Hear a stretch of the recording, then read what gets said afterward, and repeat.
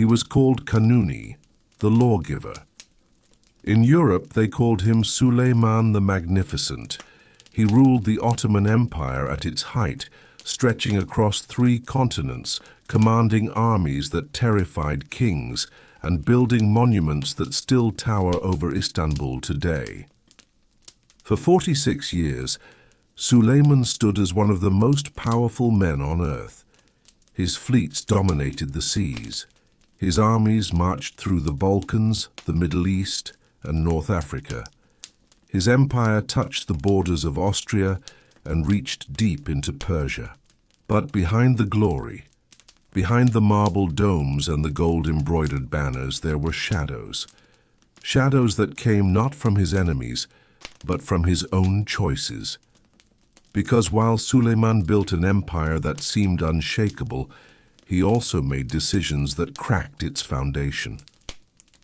He trusted too deeply in friendship, then destroyed that same friend.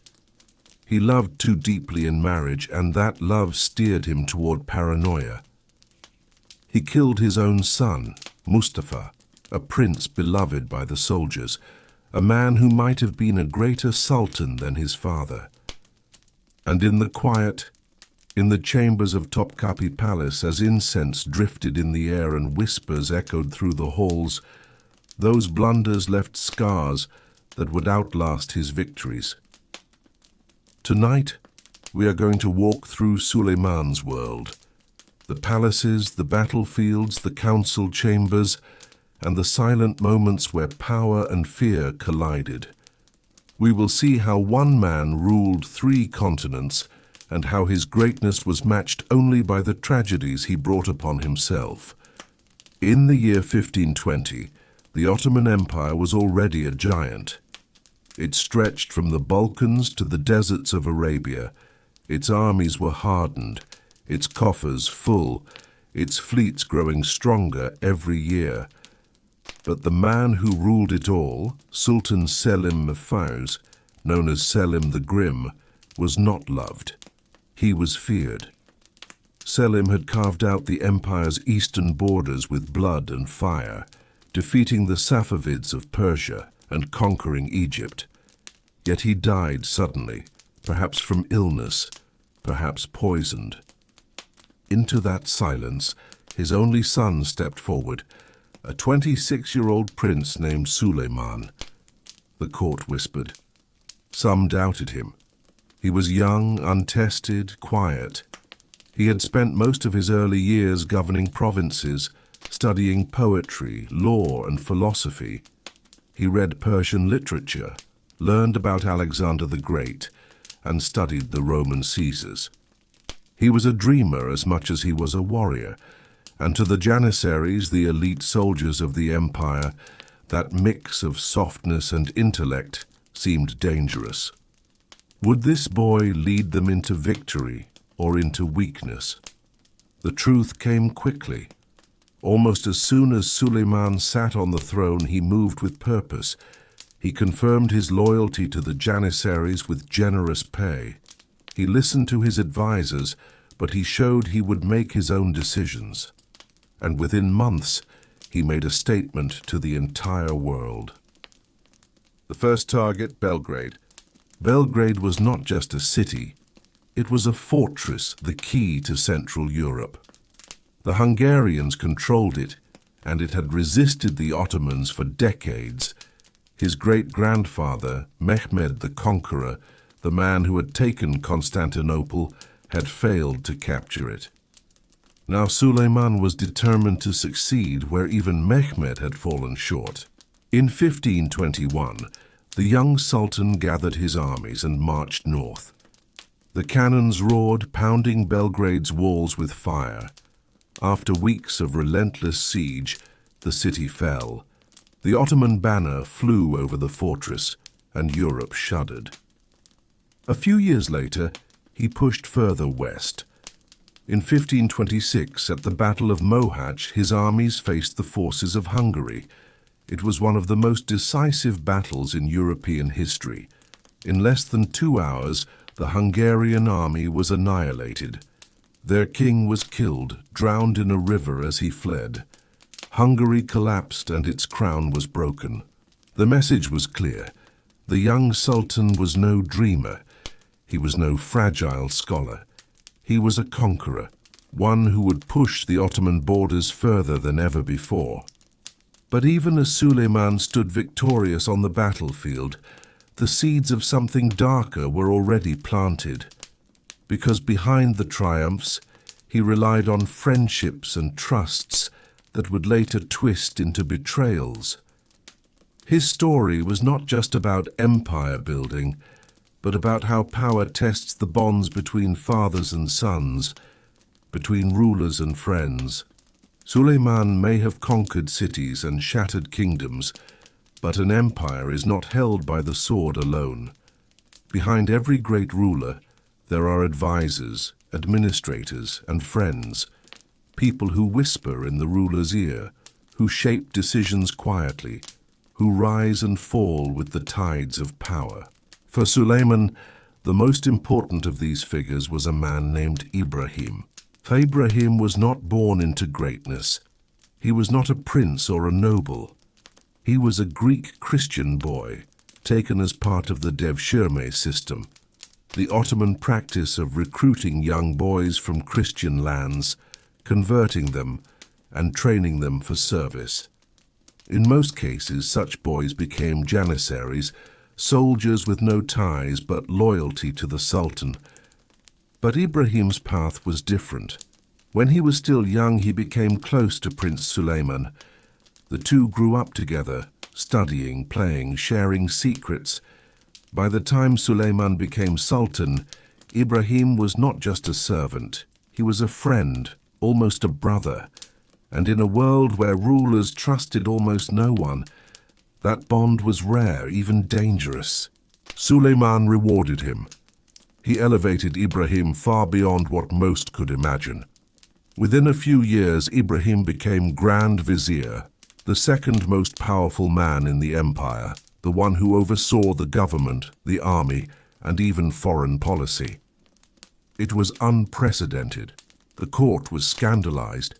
To hand such authority to someone not of noble birth, to trust him so completely, was risky. But Suleiman ignored the whispers. He had faith in his friend. And for a time that faith paid off. Ibrahim was brilliant. He reorganized the empire's administration, secured treaties with Venice, and helped Suleiman plan campaigns into Europe. Together they became unstoppable. It was as if the empire had two rulers, two minds guiding it forward. In 1529, only a few years into Suleiman's reign, Ibrahim stood beside him as the Ottoman army marched on Vienna. Imagine it, the walls of Christendom itself trembling as the greatest Muslim power laid siege to the heart of Europe. Cannons thundered, janissaries advanced, and the Habsburgs prayed desperately behind their fortifications. It was a moment that could have changed history forever. If Vienna had fallen, the road into Europe would have been open. The Ottomans might have pushed deep into Germany, perhaps even to Rome, but fate and the weather interfered. Heavy rains flooded the trenches, gunpowder grew useless, supplies dwindled. The siege failed. Vienna survived. And in that failure something shifted. For Ibrahim, the campaign was a humiliation. His enemies at court began to sharpen their knives, whispering that perhaps this Grand Vizier had grown too powerful, too arrogant. For Suleiman, the seeds of doubt were planted. He still loved his friend, but the failure weighed heavily. After all, history remembers victories, not excuses. Still, Ibrahim remained in power. He built palaces, lived in splendor, and carried himself like royalty. Some even whispered he had begun to forget his place, that he saw himself not just as the servant of the Sultan, but as his equal. And in the Ottoman court, equality was dangerous. No matter how close you were to the throne, you could never be the throne. For now the friendship held, but the cracks had begun to form, and in the shadows of the palace others were waiting, watching, plotting, ready to use those cracks to bring Ibrahim down. While Ibrahim Pasha stood at Suleiman's side as a brother and Grand Vizier, another figure was slowly rising within the gilded walls of the Topkapi Palace. Unlike Ibrahim, she didn't carry a sword or command armies. Her power was quieter, softer, and infinitely more dangerous. Her name was Hurrem, but she hadn't been born Hurrem. She had been Alexandra Lisovska, a girl from the plains of Ruthenia taken by raiders and sold into slavery. She was brought into the Ottoman court as just another concubine, one of many women in the harem, destined to live a life of luxury and captivity. But Hurrem was different. She had charm, wit, and an ability to read people with razor-sharp precision. In a world where survival depended on pleasing others, she did more than survive. She thrived. When she met Suleiman, sparks flew. She wasn't just beautiful. She was clever, playful, and bold in a way no one else dared to be. While others bowed their heads, Hurrem laughed, joked, and matched Suleiman in wit. She made him feel alive, not just like a ruler, but like a man. And in the lonely, suffocating life of a sultan, that meant everything. Soon she rose above the others in the harem. She became Suleiman's favorite, then his beloved, and finally something unheard of in Ottoman tradition, his legal wife. No sultan before him had married a concubine. To do so was scandalous, almost unthinkable, but Suleiman did it anyway. From that moment, Hurrem Sultan, as she came to be known, was no ordinary consort. She wielded influence in ways that shocked the empire. She advised Suleiman, wrote letters to foreign rulers, and inserted herself into matters of politics and succession. And here is where her story collides with Ibrahim's. Hurrem saw Ibrahim not as Suleiman's brother or loyal Grand Vizier, but as a threat, an obstacle to her children's future. Because in the Ottoman system, succession was not automatic.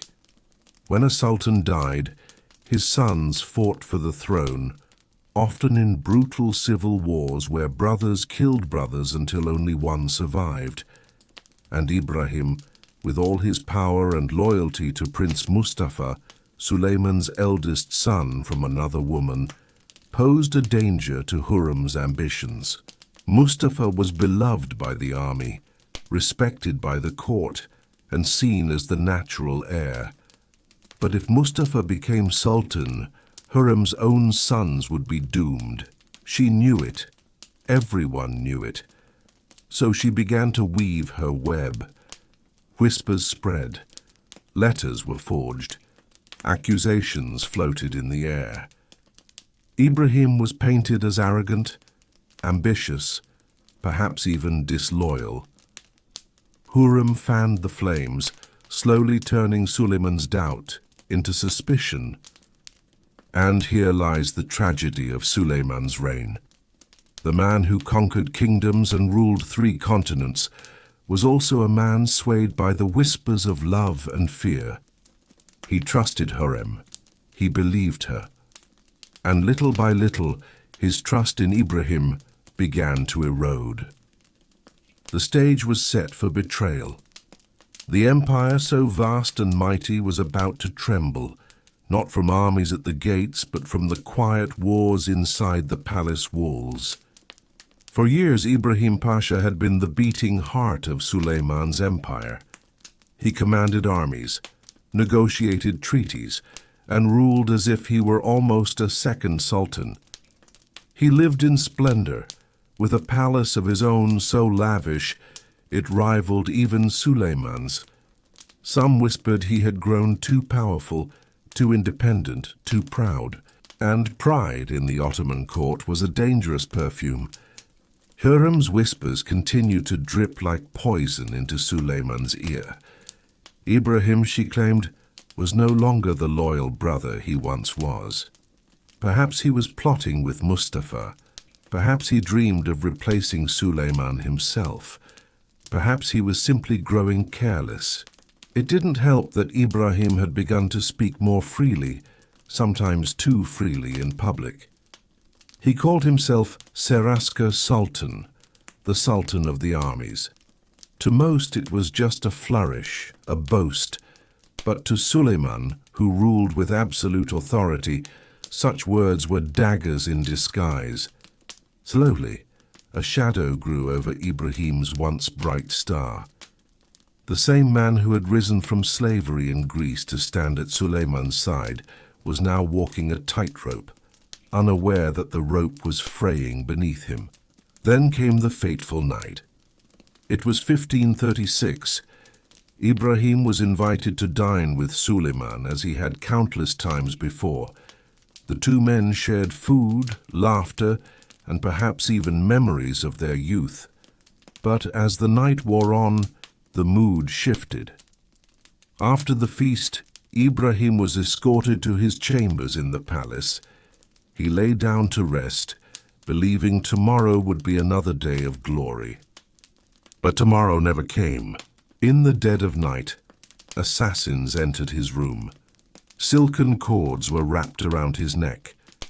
Ibrahim Pasha, the Grand Vizier who had built empires, was strangled in silence. No trial, no warning, no last words.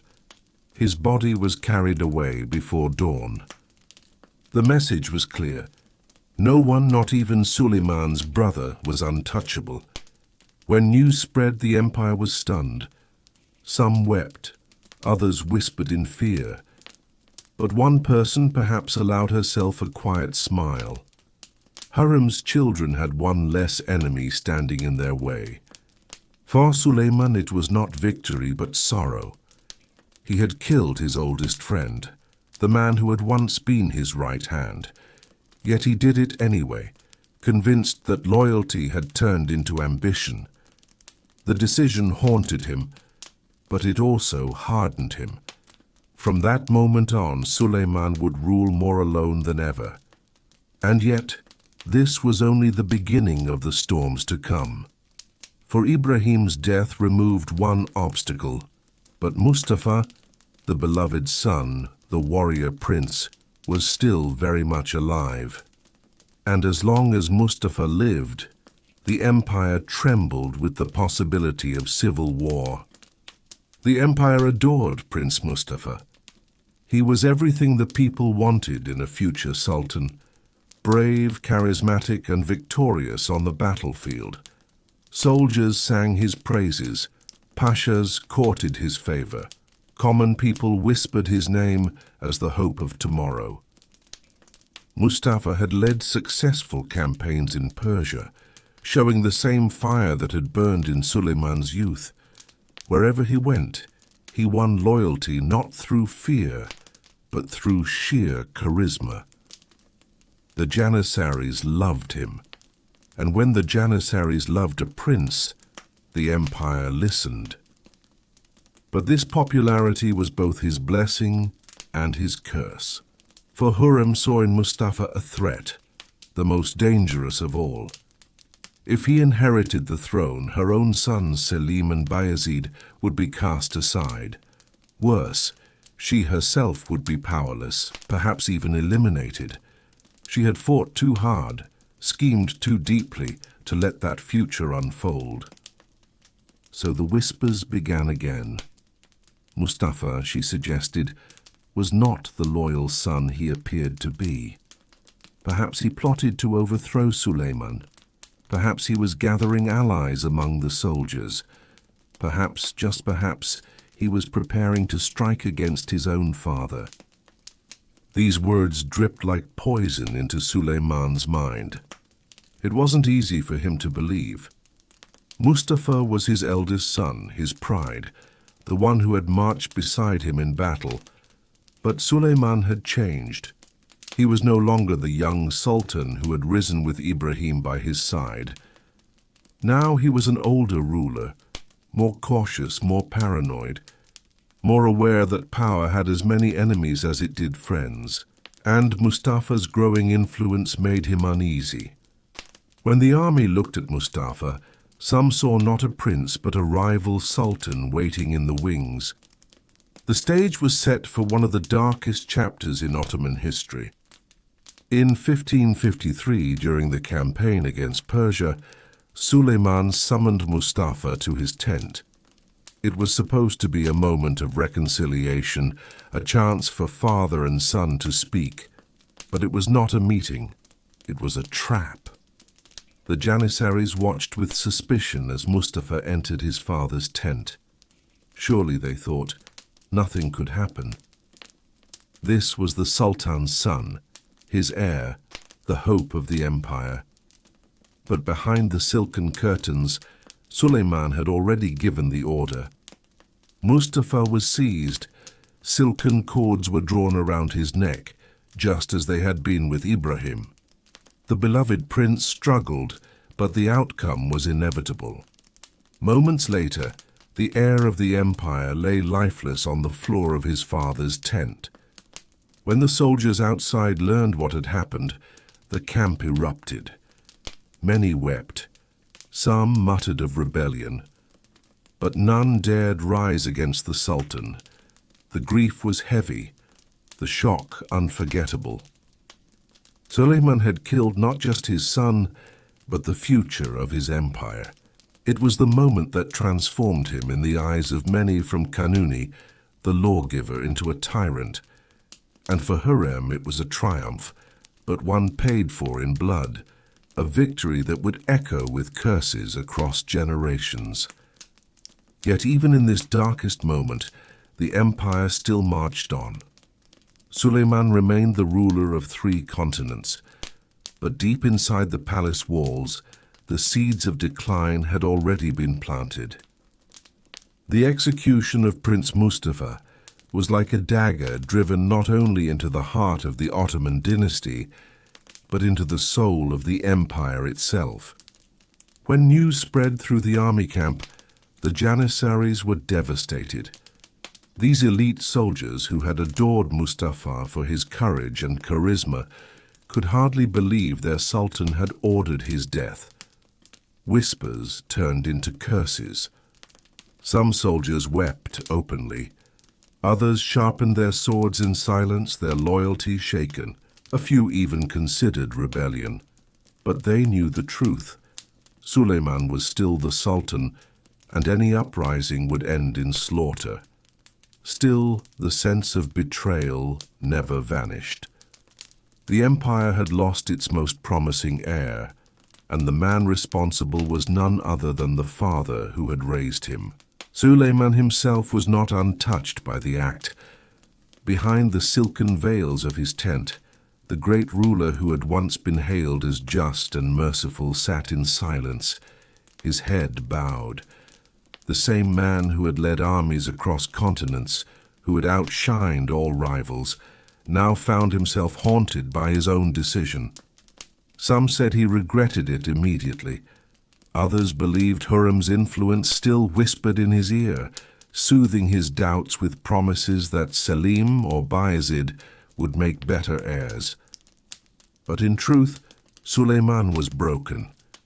Killing Ibrahim had been one wound. Killing Mustafa was another, deeper one. It was as if the empire's own foundation had begun to crack. The people of the empire reacted with grief and fury. In Istanbul, citizens mourned Mustafa as though he were already their sultan. Rumors spread like wildfire that he had been framed, that Suleiman had been deceived, that the empire had been robbed of its rightful heir. Murals and poems secretly honored him. To many he became a martyr, the prince who could have saved them from future decline. But Hurrem had what she wanted. Her sons now stood closer to the throne. Yet even here victory came at a cost. For Mustafa's death not only blackened Suleiman's reputation, it destabilized the delicate balance of succession. Bayezid and Selim, Hurrem's surviving sons, now stood as rivals. Without Mustafa as the obvious heir, the empire faced a dangerous uncertainty. Which of the brothers would inherit? Which would claim the loyalty of the army? And more importantly, which one could keep the vast empire from tearing itself apart? The palace became a nest of silent tensions. Every banquet, every prayer, every family gathering was heavy with suspicion. Behind jeweled walls, Hurrem plotted tirelessly to keep her chosen son safe.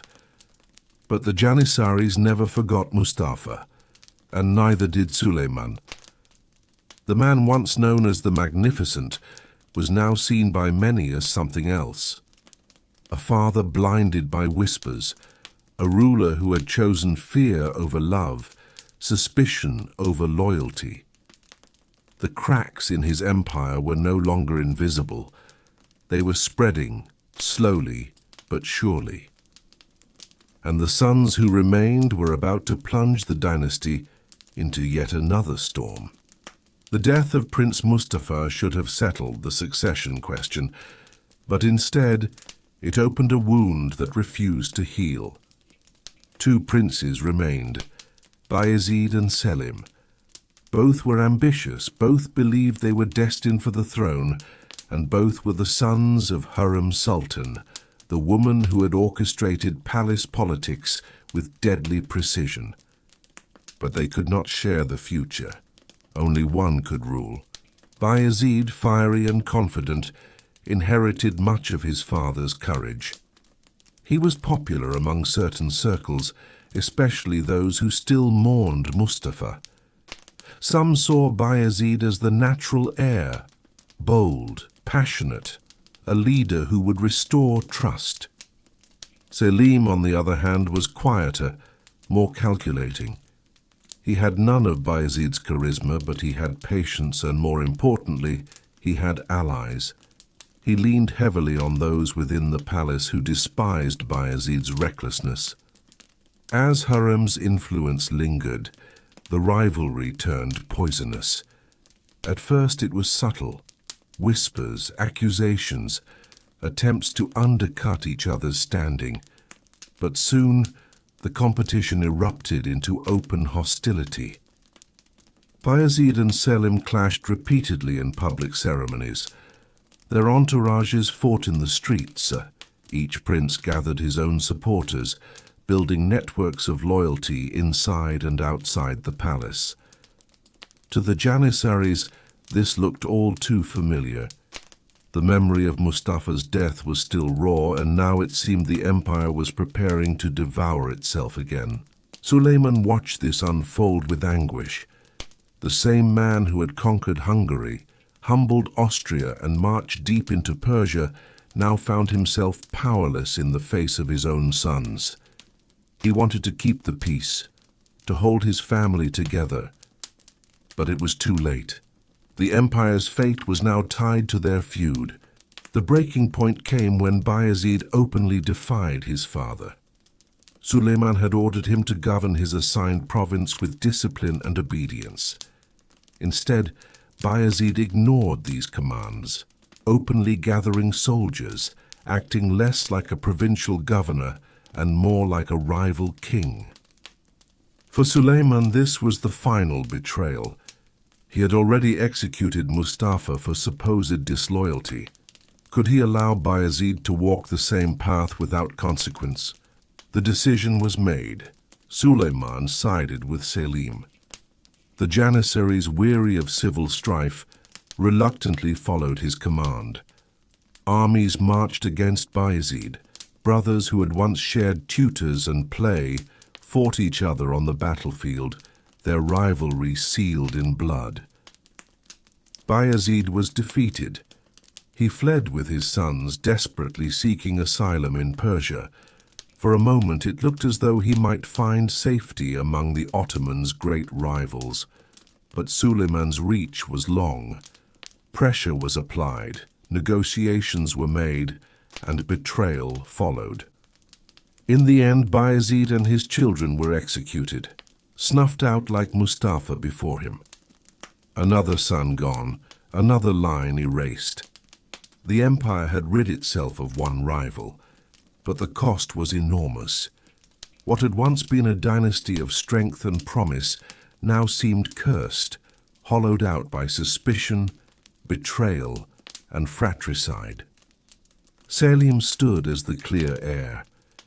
He would later be remembered as Selim the Drunkard, a man far weaker than Mustafa or even Bayezid had been, and yet he would inherit the empire at its peak of power. Suleiman had ruled 3 continents, humbled kings and bent nations to his will. But in the private battlefield of his own bloodline, he had destroyed the very future of his house. And though the empire still glittered, cracks ran beneath its surface. The death of Ibrahim, the murder of Mustafa, the fall of Bayezid, all were signs that even the greatest of empires could not survive the poison of its own family wars.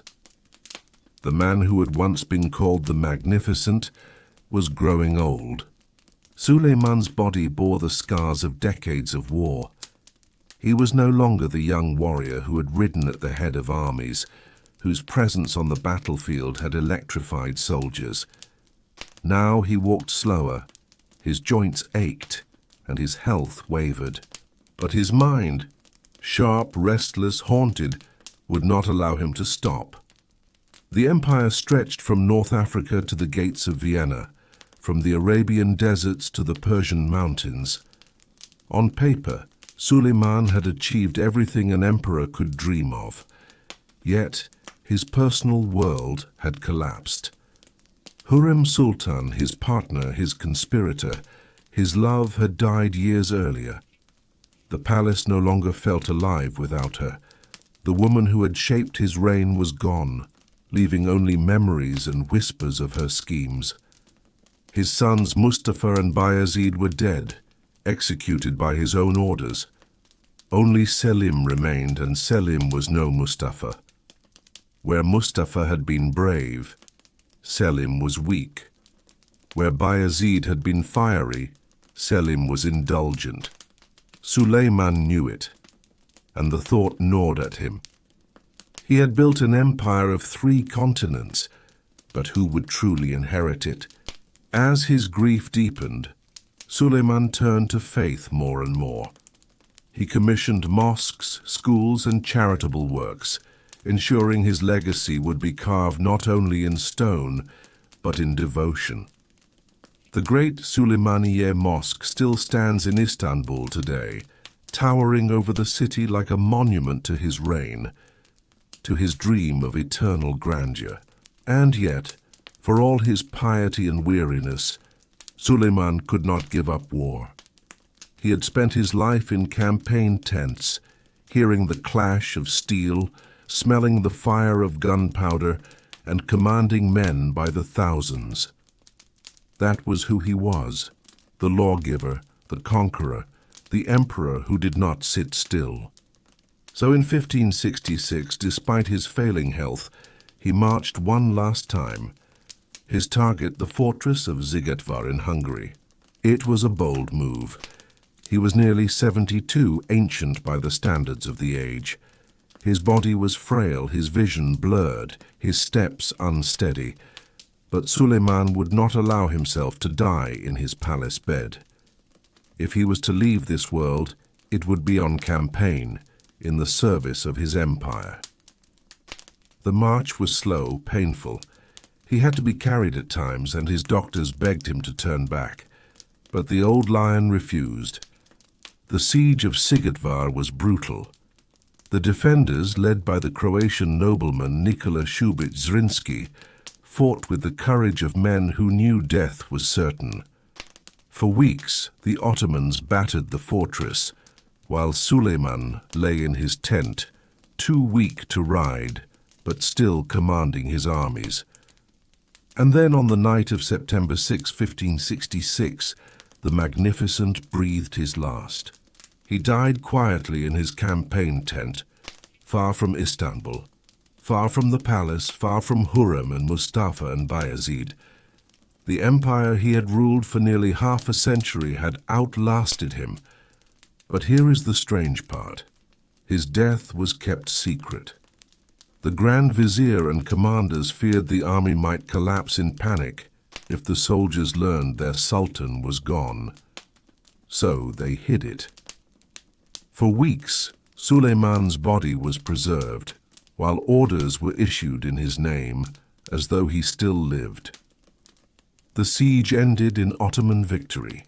Zigetvar fell, its defenders burned alive in their last stand. Only after triumph did the truth spread. Suleiman was dead. His reign had been the empire's golden age. At its height, the Ottomans were unstoppable. But his death also marked the beginning of a slow decline. The throne passed to Selim the drunkard. The weak, indulgent son who had watched his brothers die now inherited the greatest empire of its time. Suleiman had conquered kings, humbled emperors, and written laws that outlived him. But in his obsession with control, he had killed the very heirs who might have carried his vision forward. And so, as the empire entered its long twilight, Suleiman the Magnificent remained a paradox, the greatest ruler of the Ottomans, and the man whose personal choices planted the seeds of its decay. Suleiman the Magnificent. To his admirers, he was the golden ruler, the emperor who expanded the Ottoman world to its greatest extent, who wrote laws that stood for centuries, who turned Istanbul into a jewel of civilization. To his enemies, he was the scourge of Europe, the shadow that fell over Christendom, the Sultan whose armies marched to Vienna and whose fleets prowled the Mediterranean, unstoppable and merciless. To his people he was both, a father and a conqueror, a builder and a destroyer, a man whose hands lifted up mosques and schools, but also dripped with the blood of his own kin. He ruled for 46 years, the longest reign of any Ottoman Sultan. He lived through more battles than most kings dared to even dream of. His laws organized an empire that stretched across 3 continents, ruling tens of millions. His patronage of the arts, poetry, and architecture gave Istanbul a brilliance that dazzled the world. But greatness has a cost. The same Suleiman who inspired awe also sowed tragedy within his own palace walls. His paranoia, his willingness to believe whispers and rumors, drove him to execute Mustafa, the son who might have been the strongest ruler after him. His decision to crush Bayezid condemned another potential heir. By the end, only Selim remained, not because he was the most capable, but because he was the last one alive. And in that decision, Suleiman may have doomed the very empire he had worked so hard to strengthen. Selim II lacked the discipline, the vision, the fire. He ruled through indulgence and delegation. For the first time, the Ottoman Sultan was not the warrior at the head of the army. That tradition ended with Suleiman. Historians often point to his reign as both the pinnacle and the beginning of the decline. The paradox is clear. Suleiman raised the Ottomans to their highest glory, but also cracked the foundations with his own choices. It's tempting to imagine what might have been. What if Mustafa had lived? Would the Ottomans have marched deeper into Europe, perhaps even beyond Vienna? What if Ibrahim Pasha had not been executed? Would the empire have maintained the balance between bold conquest and wise governance? History doesn't answer what if. It leaves us with what was. And what was extraordinary. Suleiman's tomb still stands in Istanbul, beside the Süleymaniye Mosque, the monument he built to crown his reign. Visitors walk the same marble courtyards, pass under the same domes, and feel the echo of a man who once commanded half the known world. His name, centuries later, is still spoken with awe. In the West, he was remembered as the Magnificent. In his own lands, he was Kanuni, the lawgiver. Few rulers in history earned two such powerful titles. Yet behind the titles, behind the domes and victories, there was also a man who grieved, who loved, who trusted and betrayed, who ruled and regretted. His story is a reminder that even the most powerful figures in history live in the same storm of ambition, fear, and weakness as the rest of us. Suleiman ruled 3 continents. He bent empires to his will, but in the end he could not escape the weight of his own decisions. That is why his legacy endures, not as a perfect story of triumph, but as a human one. Magnificent, flawed, and unforgettable. Imagine Suleiman not as the magnificent or the lawgiver, not as the Sultan on horseback or the poet writing verses by candlelight, but simply as an old man. His beard now white, his hands trembling as he holds prayer beads, his body worn down from decades of campaign and conquest. This man had seen the sunrise over Belgrade, the stormy seas at Rhodes, the golden sands of Baghdad, and the snowy fields of Hungary. He had buried sons, executed friends, and trusted wives who shaped his destiny as much as his generals ever did. He had grown up in a palace of whispers, where love was mixed with intrigue and every embrace could hide a dagger. In those final years, Suleiman may have looked back and wondered, was it worth it? Did the empire truly grow stronger under his hand, or did he plant the seeds of decay that his descendants would never escape? Did the blood of Mustafa weigh heavier on his soul than all the victories in Europe and Asia combined? The irony is striking. The man who ruled one of the largest empires in the world, who commanded armies and inspired fear across continents, may have died with regrets no different from any other father, any other man. And that is the true lesson of history. Power dazzles, monuments endure, names echo through centuries, but when stripped of titles, stripped of silk and jewels, stripped even of crowns, every emperor, every conqueror, every magnificent figure is just human. Flesh and bone, love and fear, mistakes and hope, and fear. Suleiman's story reminds us that greatness is never pure. It is always stained by sacrifice, shadowed by doubt, haunted by choices. And yet, it still captivates us, because even in his flaws, even in his blunders, he lived a life so large, so filled with triumph and tragedy, that centuries later we still whisper his name. The lawgiver, the magnificent, the man who ruled 3 continents and could not rule his own heart.